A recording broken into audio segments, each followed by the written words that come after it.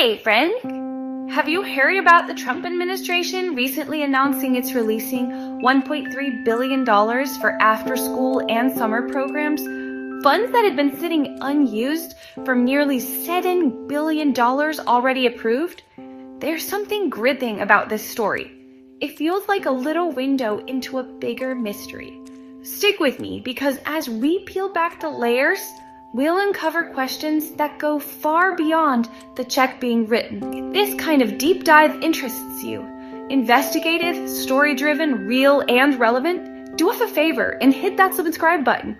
You won't want to miss the finish. Picture this: Congress, in a rare moment of bipartisan agreement, allocated almost $7 billion to support after-school and summer programs intended to give kids safe places to learn, grow, and stay engaged. Now, fast forward. The administration has been holding these funds back. Until now. Why? What are these programs? Think tutoring, mentorship, arts, sports, leadership activities, safe spaces where students can thrive beyond the classroom. Why was the money frozen? Officially, it was for further review. Critics say it's politically motivated or tied to broader budget games. Why now release just $1.3 billion instead of the full amount? That's the cliffhanger. Is there more being held back? Today on Mr. America, we're connecting these dots, following the money trail, and asking, what is the real story behind this partial release? Spoiler alert, we don't wrap it up neatly until the end. So let's get human for a moment. Picture Maria, a 13-year-old student in suburban Ohio. During school, she struggles with math, but from 3 to 6 p.m., she's at a local YMCA. She gets one-on-one help from a tutor. She learns digital skills during a robotics workshop. She's mentoring kids younger than her, building confidence. The impact? Her grades improve. She stays out of trouble, and her whole family breathes a little easier when she's engaged and safe. Across America, similar programs reach millions of kids, especially low-income youth, kids with disabilities, and those in underserved neighborhoods. Studies show regular participation in quality after-school and summer programs improves academic achievement, school attendance, and social skills. Economists estimate every dollar invested in these programs returns up to $8, thanks to reduced crime, better job prospects, and stronger communities. And yet, despite these facts, nearly $6 billion still sits unused in federal coffers. Let's break it down visually. 1. Initial appropriation. Congress okayed approximately $7 billion. 2. Holdup. The Trump administration delayed disbursement, citing further review. 3. First unfreeze. Only $1.3 billion has been released as of this announcement. But why such selective release? Here are some possibilities. Pilot testing. Releasing in phases to evaluate program performance before committing more. Scrutiny on recipients. Checking if the money is going to high-quality providers. Political calculus. Timing releases for political advantage or crafting narratives. Budget spikes elsewhere. Earmarking cash for top priorities like border security. Delaying other funding. Remember, every move, funds unlocked, held, or shifted, sends ripples through school districts, community orgs, kids' lives, and local economies. Let's hear from those affected. I tapped local officials, community leaders, and program directors across multiple states. Ohio District Superintendent. We had to delay hiring tutors and teachers because we didn't know if and when the money would arrive. YMCA affiliate. We had to scale back our summer STEM camp. Kids lost out. Even now, the partial funding means we can't reach everyone. Parent in Miami. My daughter's after-school site was cut. We're scrambling for childcare. What about working families? These aren't abstract stats.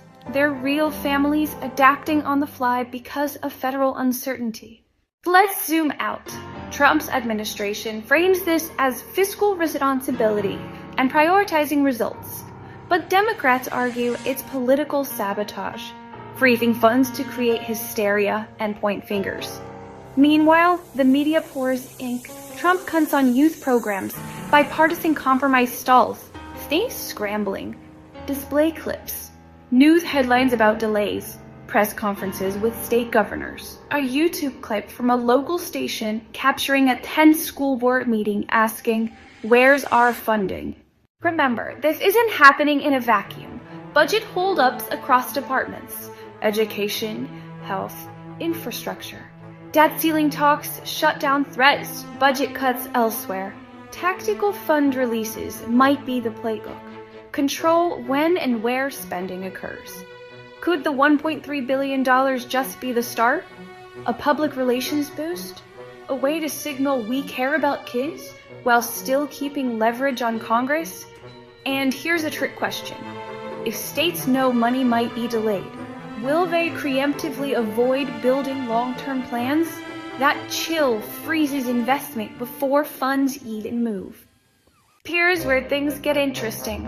The remaining portion, $5.7 billion, remains imprisoned by bureaucracy or political chess. No timeline, no transparency. We've got clues. A letter from Education Secretary praising quality review. Yet statements show frustration from state execs. Analysis points to this as part of a pattern. The endgame? Unknown. But we're watching. Will more money follow if states can prove outcomes? Will it be held as leverage in debt ceiling or infrastructure fights? Could it vanish into another priority, never reaching kids? If you're a parent or educator, talk to your school district. Ask if they applied, what's pending, how they used $1.3 billion or $7. If you're a student or advocate, reach out to your representative. Ask, will you push for full funding and fast? If you're a voter, watch for what leaders say next. Are they unlocking the rest or leaving kids behind? Drum roll. That $1.3 billion release? It seems to be the first tranche in a carefully managed drip feed. It allows the administration to say, look, we support kids, while still preserving political leverage over Congress, alignment with budget goals, and control over program quality. But the remaining $5.7 billion still suspended, and it likely won't trickle out unless states deliver demonstrable results. Congress makes it a non-negotiable line item. Political urgency forces the hand, like public uproar. In short, it's not just a check, it's a strategic play. What if this becomes a template? Phase in funding based on metrics. Use money as leverage in multiple federal fights. Let politics shake children's programs. What if $7 billion gets whittled down in practice to just the amount that fits Congress's or the admin's narrative? That's a pattern worth watching and challenging, because every dollar delayed is a lesson missed, skills forgone, and a moment lost in a child's life. And so, friends, here's the real question. Will America allow its children's futures to be caught in a political holdlock over fiscal strategy?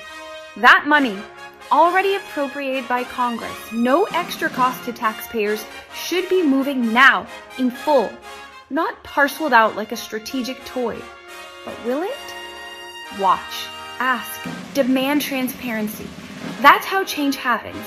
Informed public pressure, not behind-the-scenes maneuvers.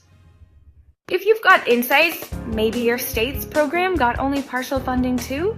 Drop a comment below. I'd love to hear your experience and how this is playing out where you live. Also tell me, do you think the rest will follow?